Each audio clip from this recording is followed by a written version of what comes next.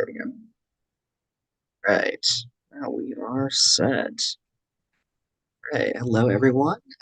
Thank you so much to Andrew Joseph White for joining us today.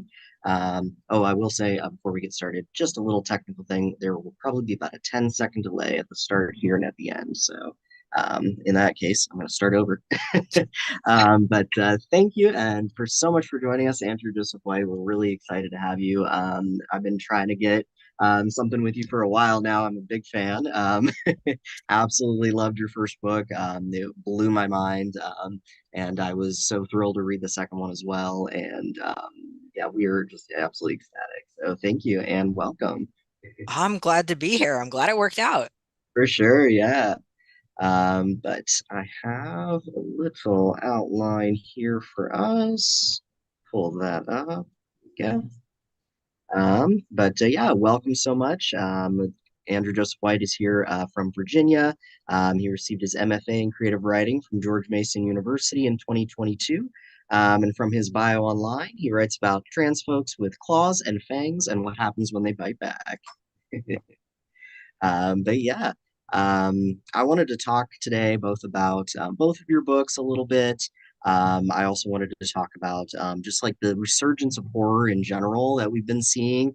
Our section here at our store has absolutely exploded. We've had problems keeping things on the shelf. It's really cool to see a genre take off, especially in relationship to like the LGBT community and own voices and all of that. So I think it's very cool, very exciting to see those things in the wild. But yeah, my first point here, I was going to talk about like own voices and trans narratives and how amazing it has been for me to see that for the first time in my life. Like I've never really seen works like this just in public on the shelf, like available like this. And it's been really amazing for me to see it. So yeah, thank you for writing these works. Well, I'm just glad that I get to do this. Because I remember I figured out that I wasn't cis around like 2018. I was still trying to figure out what that meant or what exactly was going on. Yeah, so it would have been 2018. I had like been like 19 or 20. I was still, I was in college at the time. And I remember trying to find books with a trans main character. And you just couldn't do it, especially because I was looking for trans boys. And on top of that, good luck finding a gay trans boy in 2018. Oh, good God, you just couldn't do it. The first book that I managed to get a hold of that was anything like that was Cemetery Boys by Aiden Thomas. And So that was a solid year or so after I had finally come out that I managed to get my hands on it. And now Aiden Thomas and I are represented by the same literary agent, which is wild to me. Um, but yeah, I just remember being, like late teens, early 20s, having nothing. And then I can now go down to, we have 1,000 books, over 1,000 books in our house. My wife is a bookseller. mm, So I can go downstairs right now and find like at least 10 books with main characters that are trans guys, which was absolutely unimaginable. And we only have like a fraction of what's because we can't buy every single book. And it's amazing. You can actually find things on the shelves now. It blows my mind. It was not like that when like 5 years ago, maybe. for sure. Yeah, I completely agree. Even shorter time period. Like I've been working here at the Book Loft for about 4 years, and it's only been in the past couple too that I've really seen like the resurgence and more of them coming out. Especially like I said with the horror genre, both in YA and in an adult too for LGBT. One that comes to mind that's really stuck with me and a lot of people is Gretchen Falcon Martin's Manhunt. It's been really top of the shelves for a while there. And a lot of the folks that purchased that and are big fans of that as well have also loved Hell Followed with Us for the same reason. Yes. It's trans horror. It incorporates that narrative in a new and unique way, and it's fascinating. So I mean, there's a lot to pull from. Be, that's true. That's true. like being trans is if you think about it too hard, the body horror is right there. It's Oh, for right sure. there. Oh my God, yeah. But is here. But yeah, with the parallels between those storylines and like just Transness itself and making it more something that any reader can understand. Like it's not just for LGBT youth and trans youth to read these stories and to see themselves in it, but through like the lens of fiction, I feel like it's a really cool way to explain things and to show things. And despite it being horror, showing that it's not scary and it is a normal part of the world.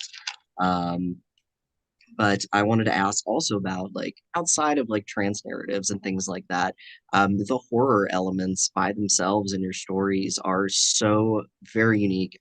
But and I was just wondering like where do you draw from that? Where do you find this inspiration for this virus, this in Hell Followed With Us, for example, showing like this body horror that's almost like the fly or not the fly but the thing mixed with like a pandemic that was such a cool idea to me, and then also with the spirit bears its teeth and like the ghosts and just spiritualism to a massive scale involved in the political sphere was like blew my mind. I had never thought about that combination. That's just so cool. So I mean, there are a lot of terrifying things in the world, and it compounds being a marginalized person. Specifically, though, when it comes to Hell Followed With Us, so the flood virus in this. So I've always had like a really deep connection to body horror. The way that I talk about it was, when I was a little kid, I was disconnected from myself due to gender dysphoria I did not understand and had no words for. And then I was also disconnected from other people because nobody knew I was autistic, and we wouldn't figure that out until my early 20s. So when you can't connect with other people and you can't connect with yourself, you're not really left with a whole lot. And the only place I really ever saw that represented was in monsters. And this started really, really young. So like when you're like in kindergarten, your idea of a monster is, I don't know, like the heffalump from like Winnie the Pooh, or like a big scary dog or something. But as I got older, I started like discovering horror and getting like really connected to the more grotesque monsters there. I watched a playthrough of Dead Space when I was 12 because my parents wouldn't let me get it. I had to watch someone else play it. And some wires got crossed. When I mm, saw the necromorphs for the first time, I was like, oh, this is going to become a defining moment of who I am as a human being. I am overly connected to these rotting monsters that are reanimated corpses brought back by a virus. And I went, so I'm gonna write a whole book about it. And I'm gonna make the monsters, like the gross, like corpse guys, our friends. How what other because I wanted to be one so bad. So I was like, you know what? I'll just live vicariously through my main character who becomes a terrifying monster by the end of the book. And it just so happened that that was a very apt metaphor for dysphoria and the way that trans people are seen by outsiders and reclaiming your status as something disgusting or unwanted and coming to love it anyway. It just worked out. With The Spirit Bears Its Teeth, a lot of it came from the way specifically, and it's starting to become more and more common, and I don't like that, is the way that disability is used to invalidate young trans people's understandings of themselves. It's become a terrifying running theme of being like, oh, you're autistic. You don't know what you're talking about. You can't know yourself. You have a developmental disability. We're going to like paternalistically tell you that you don't know yourself, or are not smart enough to know what you really need, which is ugh. So much of The Spirit Bears Its Teeth is like based on that intersection of where ableism and transphobia often hits misogyny of different types in this, because so much of this is, oh, you're a silly little disabled girl, you can't know yourself. So that on top of it is also like horrifying to live in that intersection, and I'm not a fan of it, to be quite honest. And so much of that was how that plays into institutions, especially institutions that are obsessed with death and bloodlines, which is not a good combination. So much of my horror is like based in like, oh, things IRL suck all the time, always, actually. very true, very true. Um, Yeah, I thought it was absolutely like you do it in such a subtle way with it without it like being telling the audience or the reader, I should say, exactly what these parallels are, but they're at the same time very clear and very hard hitting, like especially like you were saying with being told you can't know yourself, and his journey to like become a speaker to like show that he was a man, well not a speaker but you know. I won't spoil the story Exactly. too much, but um, it, that journey, and it's shown again like the journey as well and how followed with us, through overcoming like discrimination and overcoming the others people's views of yourself. I just reread both of them for this, and the ending of Hell Followed With Us is fresh in my mind again. The scene where he's standing there and going to go through this ceremony, and again, I won't spoil it, but having that moment of even in this time of monstrousness, you're still seen as not as who you are by those around you, is just really drove it home at that very end point. Very good stuff. I'm very proud of the ending of Hell Followed With Us. It honestly, so much of the ending was like I think I actually rewrote the ending like right before we went to copy edits. uh, So this ending is very fresh, and I'm very proud of how it turned out. yeah, It did mean that I had to tack on like two or three extra content warnings, but this is nothing new for me. Oh yes, the content warnings is as well. Like I know that that has been like a hot button thing in the book world recently. I think they're not only are they good for the reader, but the way you write them as well is like very, here's a taste of what's inside, and in a poetic way, but also as a warning for a reader. Like it's very good. Yeah, I really like the kind of structure that I have with that. My third book, which is I turn in developmental edits Monday. Oh my God. I also have like a letter that's like, hey, um, I think the way that it's structured is if the United States gets better towards trans kids, I will rewrite this letter. However, I have not had a chance to write it, and I am sorry that that is the case. Um, Also, like we know this is going to be rough. Here's the content warnings. You know what you're getting into. But I'm also planning to have one in my adult book as well that comes out in 25. But that one's just short and sweet. It just gives a general overview, and it's like if you're going to have issues with any of these three major categories, I have the full list on my website. Go find it. But I think like the way that I have it phrased is this book contains extreme acts of contains like sex, violence, and abuse, sometimes alone, sometimes combined, sometimes all at once. This book is not autobiographical mostly. Um, so it's sort of a nudge to I have a full list somewhere else if any of those are going to be an issue for you. So you should probably go find it. For sure, for sure. I think that's it's a very important in today's world, with both literature and media. I've had, you know, I can name like at least five different books off the top of my head where I've had folks come back and be like, I actually need to return this, and they couldn't. They might have had to, you know, not had to deal with that if they had had at least a little brief paragraph in the beginning. Yeah. It's very important. It's great as well for some of the younger readers that I've had pick up both of your books, as like a good way to like judge for both the kid and the parent to be like, okay, is this something we can have? Is this something that'd be appropriate? And most of the time they're all right with it, and sometimes it's like maybe a little later, and that's okay. And Yeah, exactly. it's a great and helpful tool. I think a lot of people don't think of that, especially because like we have YA that's like towing the line between, you know, YA and adult, and it's helpful for that period of your life. Yeah, I'm a lot more in-depth and careful with my content warnings for kids specifically because I want them Mhm. to be able to open up the book, see exactly what they're getting into, and make the informed decision to move forward.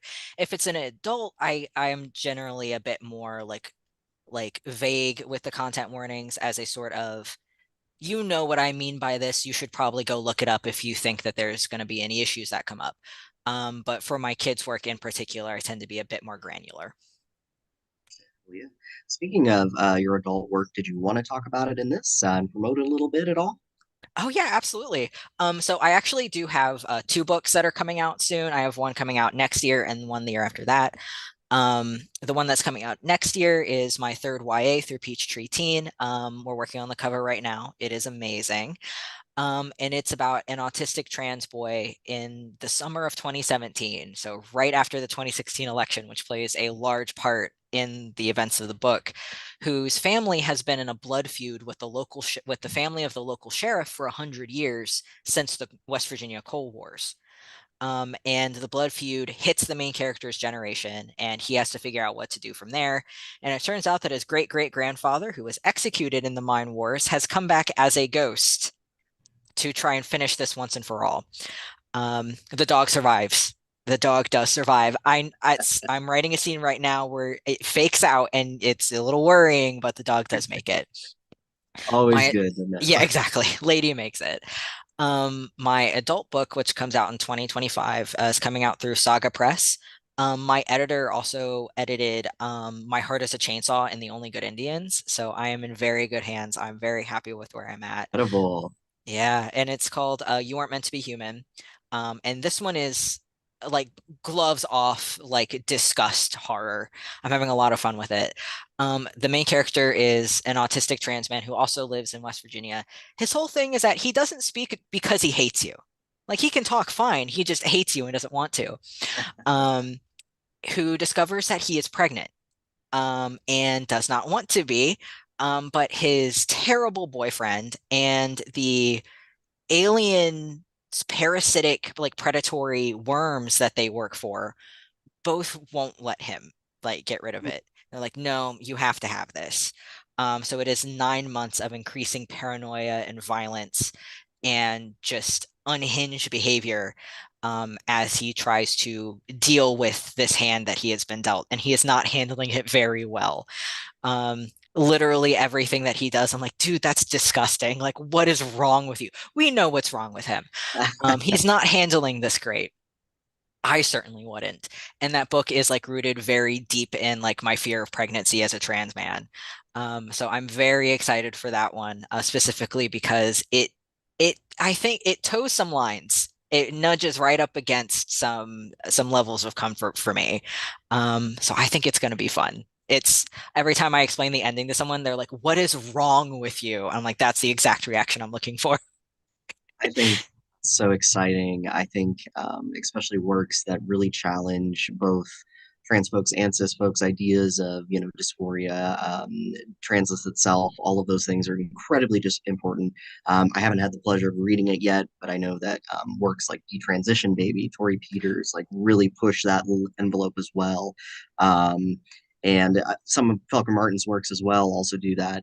And I think it's so important to be like, there's everybody's multifaceted and everything has more than one side to it. And it's really cool to show that, and to show that there are like things that are unique to the experience that, and can also be shown with through body horror like that, and sort of show that to us it is that level of horrific.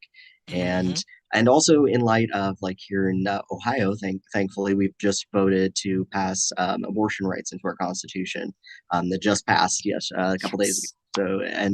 So it's so important as well, to have that in our media, in our stories, of why it's important for the element of choice and for the ability to control your own body and your own medical decisions.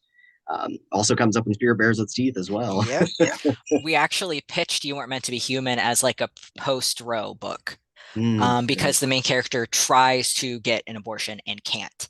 Mm, Um, Specifically because the people around him like deny him the opportunity to.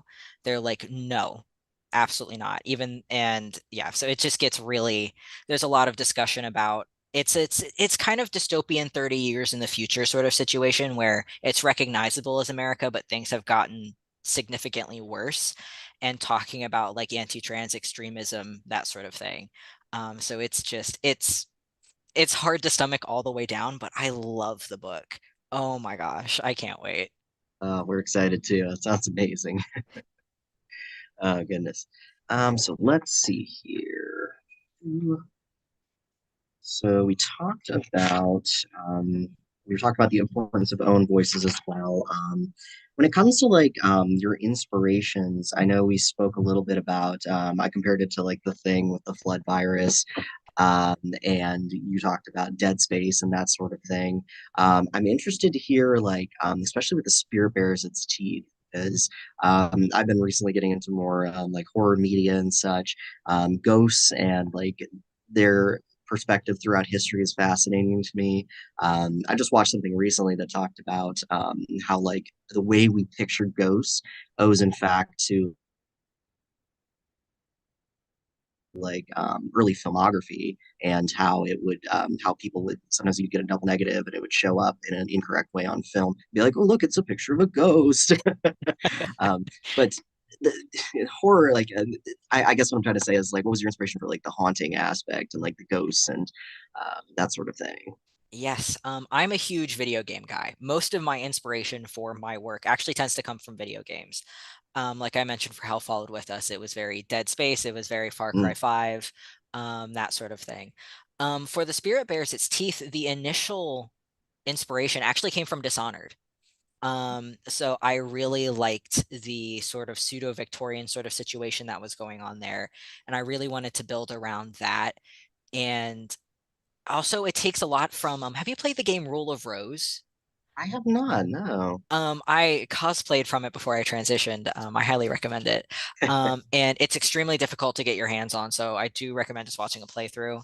And it's about the relationships between girls, and how they can like little girls are terrifying. I remember because I was one of them. I was in that group. I was a terrifying little child. Hang on, just So sorry, give us just a second. We've got a bit of a connection issue. Just give me oh no. just a minute here, and we're back. Okay, all good. Okay, good. Yeah, so a lot of like the connection between like little girls are terrifying. They're very scary, especially when they don't like each other. And I wanted to like play into it from like a trans mask perspective in this book. The ghosts were also, I didn't watch it, but someone said it reminded them a lot of Crimson Peak.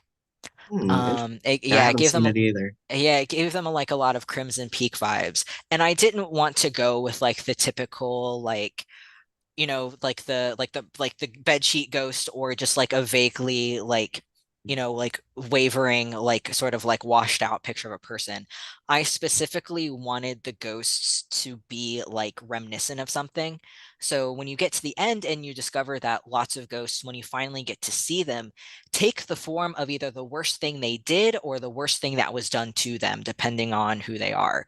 I think the way that Silas describes it is whatever left the biggest mark on their soul. Um, so you have people who were executed during war times whose heads are kind of like wavery and not in one place, or people who were assaulted in life, are their bodies are like disjointed or have too many like too many knuckles on their hands because they're not put together properly because they lost control of their own body. So I really wanted to like say something unique with like how each individual ghost is structured, because every person is so different. They would not die the same and they would not say the same after death. Yeah, that's a view of ghosts that I've seen before. Usually it's in like a comedic context though, with like how they died. So seeing it in like a horror aspect was kind of like a cool flip on it. The scene that immediately comes to mind is the movie adaptation of Neil Gaiman's Stardust, where all of the ghosts are sitting in a row, and one's got like an axe in his head, and one's got like a spear through his chest, like that sort Yeah, of it just thing. is like a worse version of that. Yeah, yeah, a very horrific version, which surprisingly you think you'd see more of, but but yeah, let's see here. We talked about, another thing I wanted to touch on was sort of like how you incorporate realism into your works and it makes it so believable. One of the good examples from The Spirit Bears Its Teeth is when the main character began to talk about James Barry, the real trans surgeon in history, and that sort of like put it into a setting of believability for me as a reader that really helps you like really get into the story and things like that. For Hell Followed With Us, references to like the world before, political or sociological. that still has an impact on their lives, like, and the bigotry, of course, towards LGBT kids, even like when there's literally kids trying to survive in a building. um, it just really brings a level of believability that's so I very much appreciate it. But things like that are really cool. I really like that part of your work.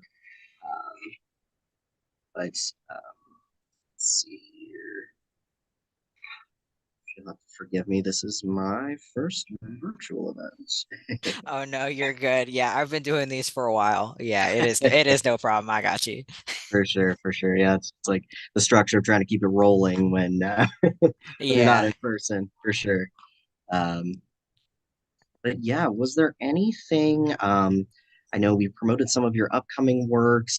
We talked about own voices. We talked about trans narration and the importance of trans narratives for young kids and for adults as well. Um, I guess something we could talk about. This is seeing as it's your first upcoming adult LGBT novel. Um, Talking about like how the impact of like LGBT media and in general, trans works and such.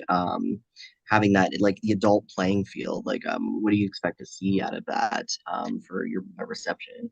Yeah, one of the things that I think like really draws a line for me between like YA and adult is that my YA is very specifically it's written extremely carefully because I am fully aware that I am talking to a very fragile like population.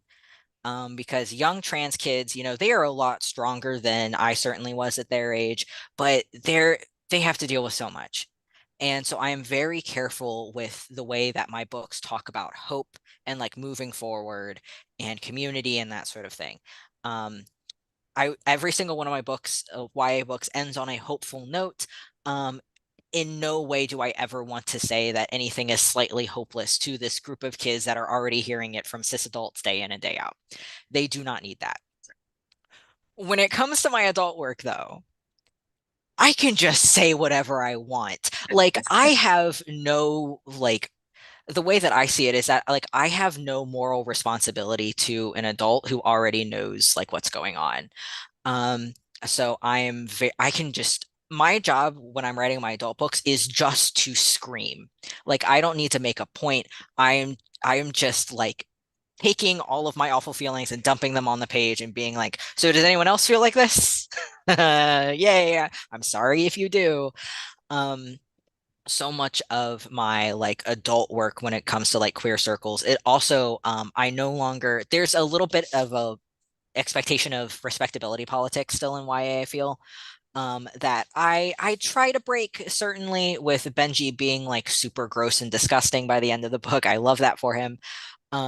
Silas, for the most part, for really good reasons, but does some really gory stuff. The main character of my upcoming YA does the same. But with my adult work, these people are just awful.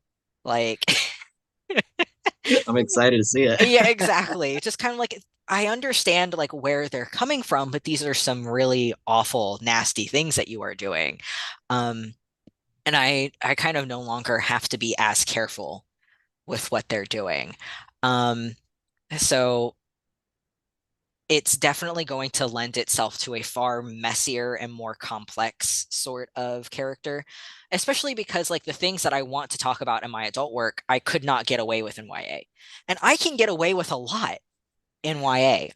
There is a 2,000 word chapter long C-section in this book. And there are some things in YA I can't get away with. That's what my adult work is for. Um, so I am really pushing it with my adult work. Um, it's just fun. I'm just having fun. This is what my editor knows what he's getting into. So there's this allowance for cynicism and like the nastier side of things that I'm really excited for. Um, and also like on top of that, um, I'm interested to see what like the non-trans reaction is going to be to that book. Um, because this is also one of the first books where I'm just like, I'm not trying to teach you anything, right? I'm not trying to teach anybody anything because especially with my YA, I could be talking to trans kids that are still learning about their identity and still trying to figure themselves out. So I am kind of hand holding a little bit. I am still kind of in the trans 101, 102 sort of area. Even for kids that are trans, they might not, have a full grasp on it yet. Because I'm writing for children. It's going to be a little hand holdy. With the adult books, it's just like, you can figure this out. You can For handle it. sure. It also goes back to what I was saying about like I think the importance of showing like the good, the bad, the ugly in the media and writing. Like I was saying with Detransition Baby, I haven't personally read it, but I know from like listening to folks talking about it, both of like our customers as well, both cis and trans, coming back and saying, "Man, that was bad, but really good and important that I read it." like, and this angle of things showing all of that diversity and that's not black and white, I think is incredibly so I'm very excited to see it and see what you come up with, especially after how much of a fan I was of both of your YA works and like other horror adult trans novels as well, like Manhunt. So I'm very excited for it, and we are all as well too. But yeah, let's see.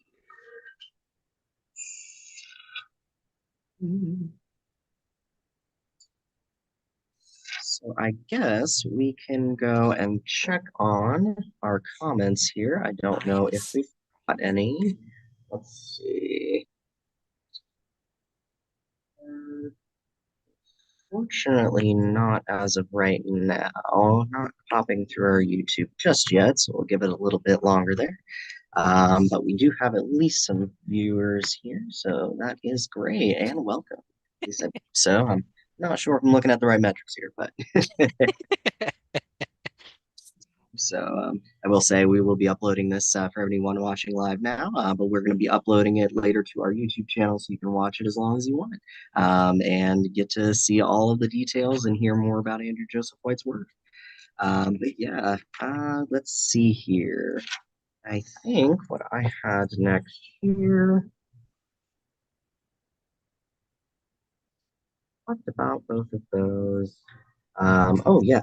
So I know I mentioned it briefly before, but it's not something that's like trans specific exactly. But just talking about I worded as the exploration of the self through horror, which is like it's a reoccurring theme. We see it all the time, especially even in like the dawn of horror, like Frankenstein, and you see like the creation of something and like the discussion it has about like the nature of humanity and the nature of the soul, and how Mary Shelley like would see our parts of herself in that work as well, and like the self narrative through horror is something that's absolutely fascinating to me. And this take on it through something that is, like I said before, books that I have never seen on a shelf before until only a couple of years ago.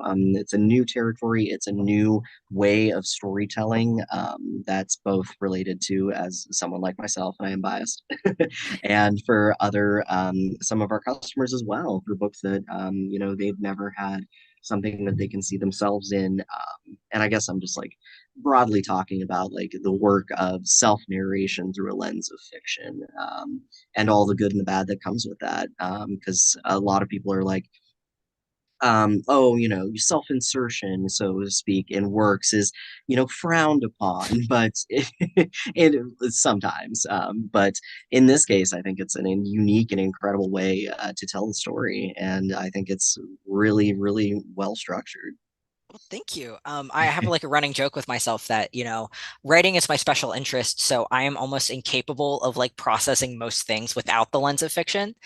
It's just how my brain works. I actually started writing Hell Followed With Us when I would, in like 2018, 2019, yeah, 2018. Like a few months after I had figured out that I wasn't cis, like a month after I figured out I was a trans guy. And it was my way of processing like my relationship to my body and monstrousness and that sort of thing. So Benji was 100% just me like writing. He wasn't my first trans character, but he was the first trans character I wrote when I knew that I was. which sort of gave him like it gave me an excuse to like take the kid gloves off because like before I knew that I was trans when I was writing trans characters, I felt like so bad about it. I was like, oh, this isn't my story. What am I doing? Like I don't want to show this to anybody. I'm a little like worried about how this will come off. And then when I was as I was writing Hell Followed with Us, I was like, you know what? Yeah, that is me. I can say whatever I want. Like this is my lane. I can talk about it. So much of this book was me coming to terms with, how I felt about myself and how I saw myself. And also like my parents are great now. They're amazing these days. But the initial coming out was a little rough. There was a lot of bumps, there were a lot of issues going around. And this book was very heavily like my way of dealing with that anger because I had not allowed myself to express anger before. I didn't know how to do it. I didn't know what it felt like or what to do with it. On top of that, I have alexithymia, which is the fancy term for emotional blindness, which means I very rarely know what I'm feeling or what to do about it. And they all get kind of stirred up and, good luck. So rage was a very new emotion for me, and I'm like, I don't really know what to do with this. So as I was writing Hell Followed with Us, that was just like my way of expressing an emotion I hadn't known what to do with before. And then as I was writing Hell Followed with Us, I was writing the love interest Nick. And I was like, you know what? He has some, autistic traits. What I'm going to do is I'm going to do a bunch of research, not from doctors or parents, but, I'm going to follow autistic people on Twitter. I'm going to like watch their YouTube videos, read their blogs. And you know what? This seems like a really cool, like avenue for some cool representation. And then I did a bunch of research and I was like, well, this doesn't make sense. This is all normal, right? Like everybody feels like this. Oh. Uh, Oh, Andrew. Oh, buddy. So I was like, you know what? I'm just going to do something that is a little iffy. I'm just going to take all of that, kind of push it to the side, and then just write myself also into Nick, and then just kind of publish it and see what happens. And then I got some responses being like, like this is some of the most like legitimate autistic rep I've like ever read. I'm like, well, I saved $3,000 on a diagnosis. There we go. Um, And like around like right before the book came out, like I told my mom, it's just kind of like this character is like based on me. I'm pretty sure I'm autistic. And my mom went, you know what, that would make a lot of sense actually. We thought about getting you evaluated as a kid and it just never did because you seemed fine. I'm like, okay. It's like, okay, sure. And so when I started writing The Spirit Bears Its Teeth, I was like, that is a huge chunk of my life that I am just now finding out about. I want to like grab that by the horns and see what happens. So Silas is not my first autistic main character, but he is the first protagonist that I wrote that I published that I specifically wrote as autistic. It is really funny. I've gotten a few DMs being like, "Hey, is Benji autistic too? He kind of reads that way to me." I was like, "Well, I didn't intend for that, but I wrote him, so see how that turns out." So as I was writing The Spirit Bears Its Teeth, a lot of this was me trying to figure out how I see the world in the way that is different from other people's like experiences of the world, because I had spent my life under the impression that everyone else felt the same way I did about the world. I was just uniquely bad at handling it. I was just the weak one. Everyone else feels exactly the same way and they can handle it fine. So what is wrong with me? I thought it was like a lack of willpower or something. And I was like, no, actually, your brain doesn't work the same way. And I was like, that actually explains a lot. And now I have to figure out what the differences are because I had spent so long convincing myself that I was just like everyone else. Um, so writing Nick was like an exercise in seeing myself from the outside. And Silas from The Spirit Bears Its Teeth was, okay, buddy, now you actually have to do some introspection, which I'm not sure I appreciated, but it seemed to work out. I can definitely see those parallels, and that, like I was saying, like the exploration of self through fiction, and like you were saying as well, like being able to process through fiction, both for writers and for readers, is an Yes. amazing journey, and it's a great way of like seeing yourself in works as well, as somebody who is also like that neurodivergent and trans as well. Like it's seeing those introspections and extrospections. It's probably not a word, but I know what you um, mean. You're good. yeah, outrospections, sure. But seeing that from both angles is absolutely fascinating, and I'm really glad you drew that line for me to see that. That's really interesting. Yeah. Um, okay, so we've got about 30 minutes from our runtime here. I mentioned to your publicist, if you'd like to, you can do a reading. It's completely up to you. I'm giving you like about a 15-minute block or so if you'd like to. You So, know what? I think I have. Let me see if I can find it. Um, yes. Um, so this is about like this far into the book.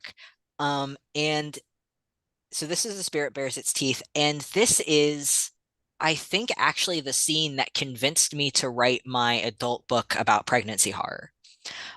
Because this book touches on some of the same bits of like reproductive horror, but like take like written clearly like for a YA audience, like written for kids.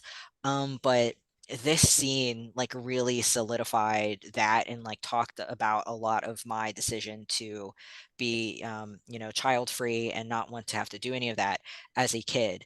Um, it's honestly really funny in this scene because it doesn't get talked about at the end of the book, but the way that I always talk about Silas and Daphne after the events of the book is that they have two kids. Um, so the horror that you see from Silas here at the idea of pregnancy is very largely tied to the way that he is seen by others. As soon as he is in a relationship where he is seen as a man, suddenly pregnancy is no longer as terrifying as it had once been. But this scene here really digs deep into that. I don't want to be seen as a woman, and like this is what they do. This is what they do to women in this situation. So fun. I'm going to try not to do the fancy English accent that I always do in my head when I'm reading from this. I highly recommend the audiobook. The narrator gets the posh London accent down perfectly. It's so good. All right.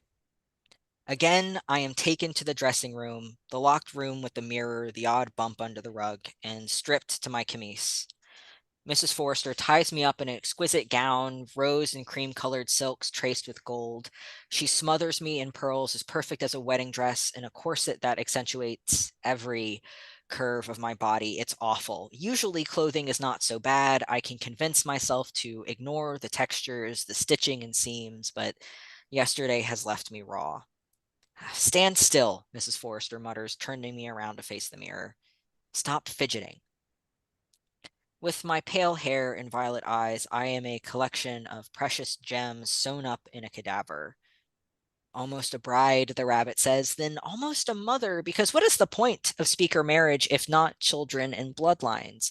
The rabbit digs up everything I know about pregnancy, the biological mechanisms, the diagrams, the notes.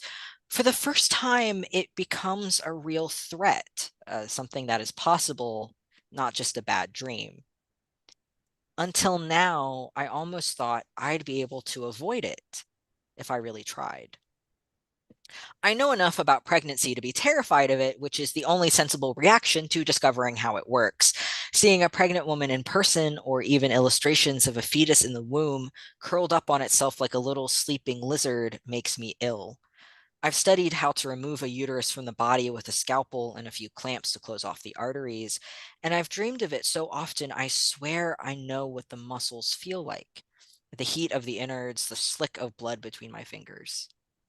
But now I stand in front of this mirror as Mrs. Forrester pins up my hair, and I imagine it.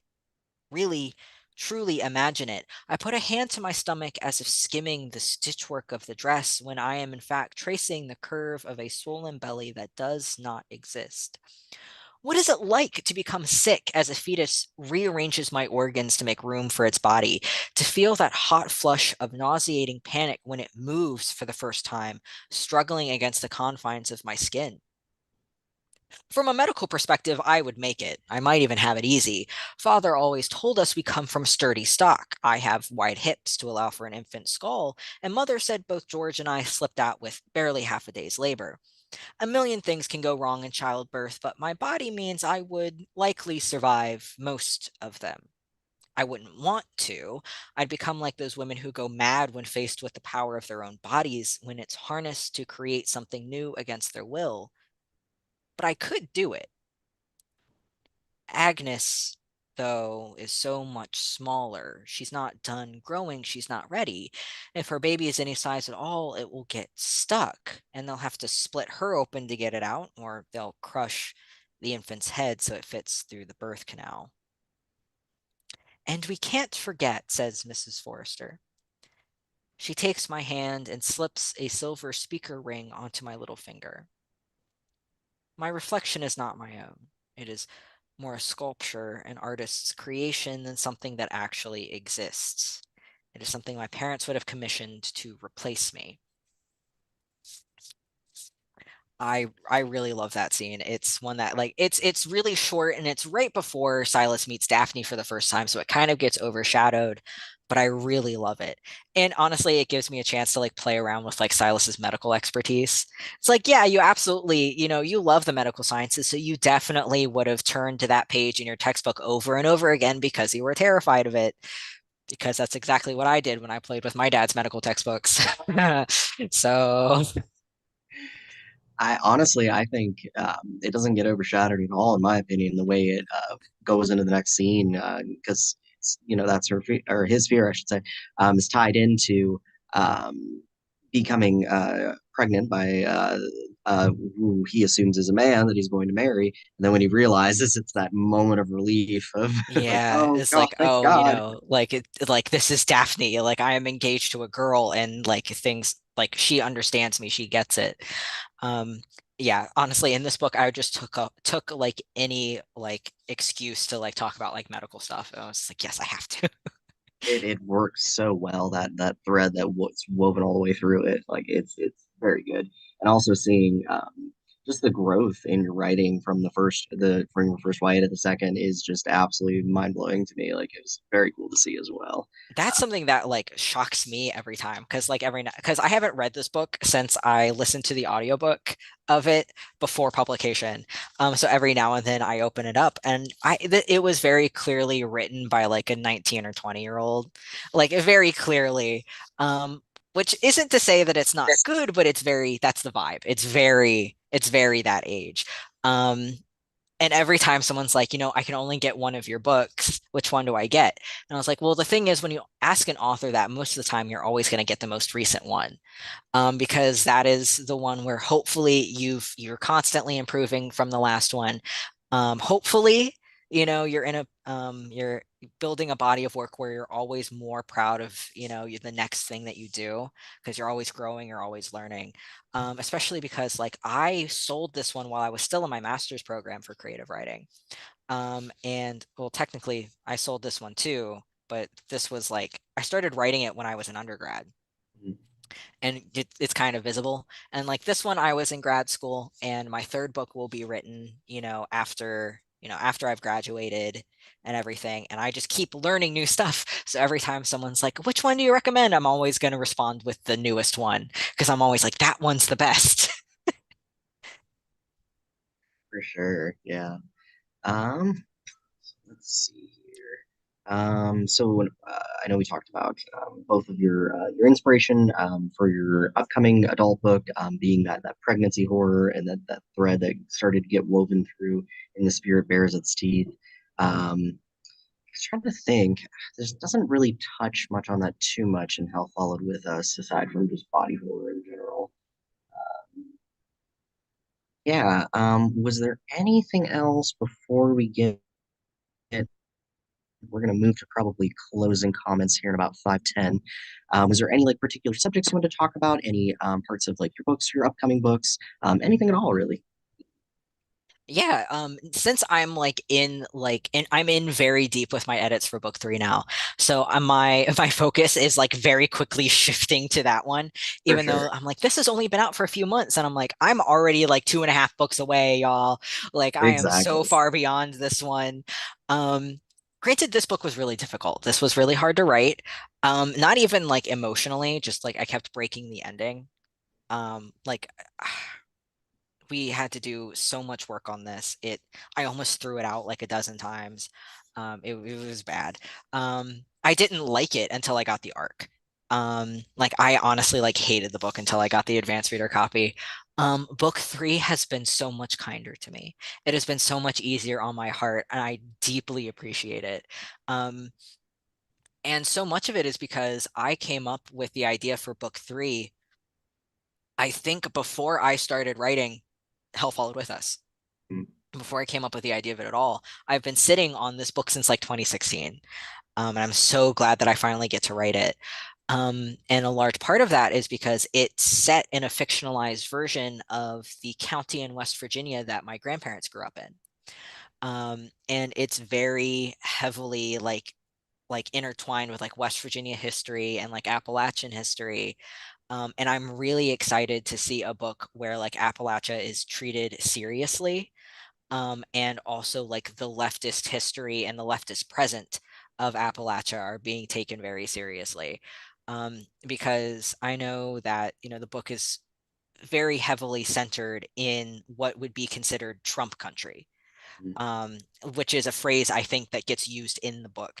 The book is it says the names of like numerous politicians. It calls out like West Virginia's governor.